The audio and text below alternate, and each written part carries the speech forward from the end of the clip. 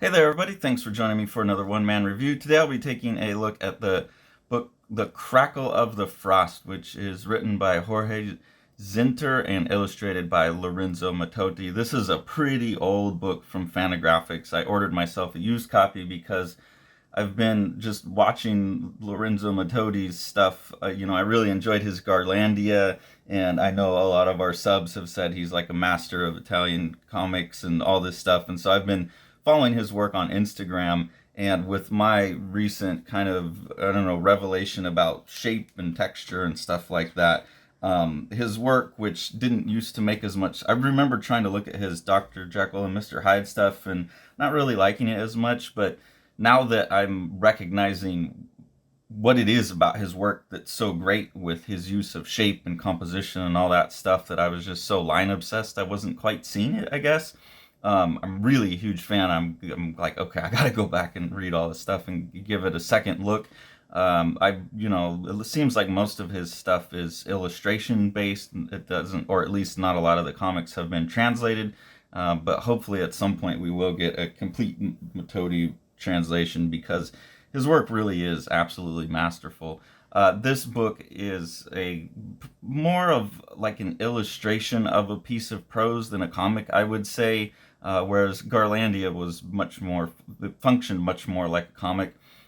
So that's kind of how I had to look at this. The words and the text definitely cross and form each other, but I could see the text existing on its own, with the captions just being so and so said. That feels kind of like how it was written. The story itself in this is a bit strange for me. I guess structurally it's a bit strange, where it spends almost the entire time talking about this main character, Samuel, looking for this woman, Alice, who had asked him to have a baby with her.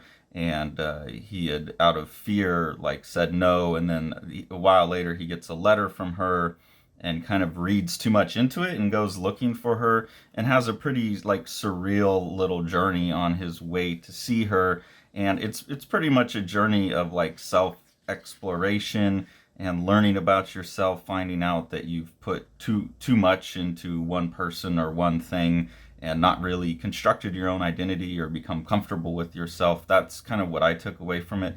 But then it ends there, like with him. I'll show when I get there. But I thought the ending was strange to all of that, and I wasn't quite sure what it was all about in the end. But really, what I bought the book for is Matotti's amazing illustrations. And I guess the thing that I was ignoring before and am looking at now, very closely, is just the beauty of the shapes in his compositions. That every shape, that every piece of, bit that you could pull out of the puzzle, whether it be like this whole negative space here, or this shape here, or any given piece within it, like no matter how I subdivide this thing mentally into these silhouettes that he's created and then filled with these beautiful colors that he does as well, it's always a pleasing shape, no matter where it's at in the composition. And that's just a hell of a thing to do. And I really, the more I get into looking at that kind of composition, the more I'm able to appreciate works like this. That maybe, before I was writing it off because there wasn't line in it, or it wasn't representational enough or something like that. And images like this, I think of this guy, he's getting the letter here. And it's saying that she did not say, "I'm waiting for you." She did not say, "I want to see you." But like she still sent it. So it's like this fish hook. He's very good at those kind of symbolic representations as well, and I'm appreciating that more and more. I think there are sometimes, illustrations like this that they don't quite land as well for me. But in a book full of this many illustrations, to have a few that don't land is no big deal. The biggest thing that I had a problem with here, and I don't know if this is the design that's in the Italian version as well, or if this is how Fantagraphics repackaged it, if this was Mattotti's decision or someone else's decision, is when you have like this right here. This is one of these examples of a killer illustration where every shape is beautiful and the colors are beautiful. And I mean, you just take that out on its own. This as well, this face is just gorgeous, these buildings. Then they put and there's not really line in there. If there are lines, they tend to be colored. He tends to double up or triple up colors on the edges of things. They're not black usually. There's a few points where he uses black lines, but here you're getting like this really, really dark blue rather than black. Same here. To put it's such a thick black line around it, and then the word balloons are really, really thick. It just doesn't, it like diminishes from the art, I think. Like I could see this done with white borders around it. And like this maybe kind of just being above, there's no need to put a thing around it. Make this just a white balloon. So that, I just think that makes the book look more like an illustrated book rather than a comic. And it just, yeah, it takes away from the art. It's so thick and so heavy and so imposing on the art that's just a design decision. So like I said, I don't know who made that decision. I don't know if that's the presentation in the original Italian. I'm not sure, but that bothered me about this particular presentation. But otherwise, just look past that and you're looking at all of this amazing art here. There's even times where the character himself is referring to beauty of shapes, and I could see why, if this was, it almost felt like this is something that Mattotti found and wanted to illustrate. I'm not sure. There's not anything in here that really, maybe on the back, I didn't read the back, but this seems like something that was not written for him, but something that he found and wanted to illustrate. I could be wrong about that. But right here you get Samuel, he's taking off in an airplane to find this woman, go to another city to find this woman. And he says, I was gazing at the shapes that my memory had retained as I was flipping through the pages of a photo album. And that's really interesting because he's talking about his memory retaining shapes, that's kind of the way that he's perceiving the world, as like a primary way of perceiving. And that's one of the things that's shifting in me, is I used to always think in line, really, and now I can kind of switch back and forth between both and perceive the world as shapes, and that's a different kind of memory, and that the talking about that in the writing is awesome. And then just, I mean, again, look at these compositions and illustrations and the shapes and the negative spaces he's carving out. The color use is really awesome in all of this. A lot of these pages are just, me tagging the compositions I like.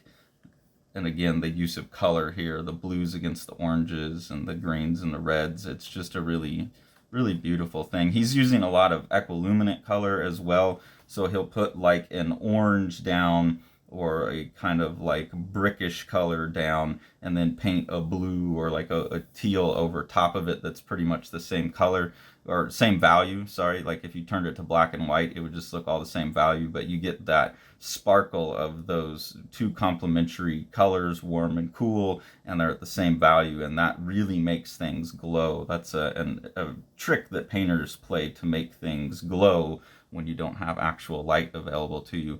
And so his things always feel very well lit and very well illuminated. There's a bit of like Edward Hopper in a lot of that. I'll point out on another page two artists that I think must be really influential to him. Here's another part where the character has lost his vision for a while, I should say, not a moment, and he has to relearn how to see, which is a really interesting thing. And he's saying, what a great adventure it was to return to the light, to colors, to shapes that elude our touch. So again, this focus on color and shape over line. And then he says, my eyes had to learn how to draw and paint, relearn how to draw and paint the world. And that's an interesting thought to me as well, that like you don't just immediately learn to see a dog. Like you just see shapes and colors at first as a kid, and eventually you learn what those shapes and colors are, and by doing so you paint those things. And the fact that he went into like this cartoony version of an eye versus a more realistically rendered eye, which you see elsewhere, he's almost showing, that this is the mental symbol that we've painted. And you can see there's a big difference between how volumetric this feels. There's shading on here and stuff, but he does use a big thick outline and flatten it out in a way, and then juxtaposes that against all of the more fully rendered stuff of the rest of the face. And again, you get that equiluminance trick here where he's got this orangish rusty color underneath and this bluish greenish writing on top, and it really just glows. And it's nice that they were able to uh, capture and retain that information in the way that they photograph the artwork. A lot of times it's hard to see those layering effects of a this looks like it's done with oil pastels maybe. It has that feeling of like drawn, but there's also some stuff that's very painterly. At least he's rubbing away at the oil pastels or something, but it's really hard to maintain that layering effect you get with paint. And they've really, really done a good job of photographing it to capture that kind of stuff. So this is exactly the kind of production that they need. This one here, I just love all four of these. I think all of these compositions are real stunning. This is referring, I think, to the Goya, Cronus eating his kids kind of composition. Just really love the abstraction of the shapes on here. Reminds me a bit of an artist named Agnes Pelton. Some of the color work in here reminds me of things that Agnes Pelton would do as well, with the equiluminance and kind of the blues and oranges and yellows against each other. Gives like a spiritual look. I definitely recommend looking up her work if you can find it. And then I think the two like fine artists that jumped out at me most, this page is a really good representation of them.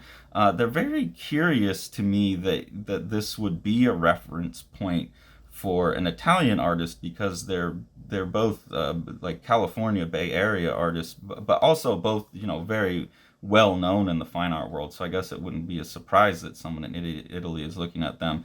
But the California Bay Area figurative artists like Richard Diebenkorn and Wayne Tebow, this really reminds me of both of their art, especially when you look at what Mattotti's doing with color along the edges of lines. There's oftentimes these like little rainbows of like blue, orange, green, red. He's putting a lot of colors on the edges of things that make them vibrate and look like they're turning around. And that's something I guess you could get from Cezanne and other artists that were doing that earlier. But the way he's doing it here, the types of compositions he has on this page really, really remind me of Wayne Tebow and Richard Diebenkorn, especially like the color use is very much early Tebow when he's painting cakes and things like that. I mean, Tebow carries that over, but then when you start to get these type compositions as well, where Wayne Tebow is painting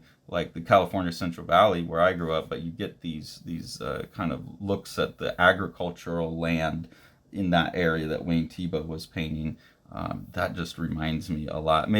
I'll throw up a couple images of these artists on screen. And then, yeah, some of these like color effects seem very Diebenkorn to me. So it's really interesting to see that connection across, from a very like one regional kind of scene, Bay Area figuratives, to Italian comics master is really, really cool.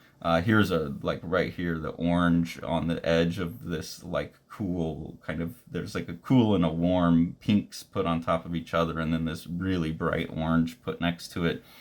Those kind of things are very, very Wayne Tebow-esque. So really, really cool book in terms of the illustration. By the time you get to the end, the character basically becomes an empty bowl. It becomes very zen, and he learns that that frustration comes from desire. So he empties his bowl and just wanders around, and you think, okay, well, like he kind of learned some lesson there.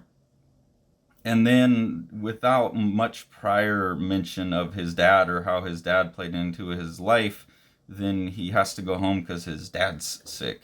And you get some kind of emotional apex that he reaches. But it just, after the whole story being focused on his relationship to this woman, without much mention of the father, this just seemed like a strange little thing tacked on at the end. If he would have become the empty bowl that wandered, that would have made more sense. But I guess they needed to like bring him back to having to care about something, and moving him forward into real life from there. But I would just, I don't know, I'd have to think on it more. but it felt like a strange veer left at the end, so I wasn't quite sure what to make of it. But then it does, and the whole time I was wondering what the title was all about. And then he does say it at the end. We stayed together for a long moment, walking in silence. Our silence, Matilda and my father, all strolling through the park as one. I remember it very well. It was very cold and we were guided. We were enveloped by the crackle of the frost. So a very enigmatic ending that didn't quite make sense to me. Yeah, and there's nothing on the back that explains that if this was pre-written or if this was written specifically for him, but it doesn't really matter. It just kind of feels like a text that got illustrated, but the illustrations themselves are so gorgeous that I just have to sing the praises of this book. And I'm totally okay with a more obtuse, obscure ending, especially in a work like this that's kind of taking like a Zen route anyways. It has that, like, you're just supposed to ponder over it. You're not supposed to exactly make sense of it. Here's another really great use of his color, example of how he uses color and how he piles them up on the edges and stuff. So really beautiful book. Normally I throw away dust jackets, but I love these two illustrations so much, and they're not on the inside, that I'm going to keep this as well. And I am going to go, if people know what other works of Mattotti's have been translated, and how many of them haven't been translated, I would love to know that kind of stuff, because I think this is an artist that deserves that, well, we deserve to have access to works this good. If you enjoy what we're doing here on the channel and want to support us, there's two ways to do that. The first is through our Patreon. We have two different tiers of engagement there. The first tier, you can just get early access to the videos that we make. At the second tier, you can get exclusive previews of the graphic novels that Sean and I are working on, our personal projects, as well as the ability to vote in and help determine what happens next in our ongoing webcomic experiment, Prenade. So we really appreciate that. All the money we get from the Patreon helps us buy the books we review, and that helps us keep the channel going. We get to put money back into other publishers and artists' pockets, so that's all really appreciated. If you want to support Living the Line itself, the best thing to do is to buy some of the books that Sean's putting out through Living the Line Publishing. So we'll go ahead and take a look at one of those now. The Exile by Eric Creek is a gorgeously illustrated Viking saga of revenge. Eric Creek calls it his Viking Western. It's about a guy who's been away on the warpath and is returning home to some family troubles that have to be resolved. And this is told in just this amazing, like, kind of 3-color art style that looks like old woodblock cuts or something. It's absolutely gorgeous book that you've got to pick up.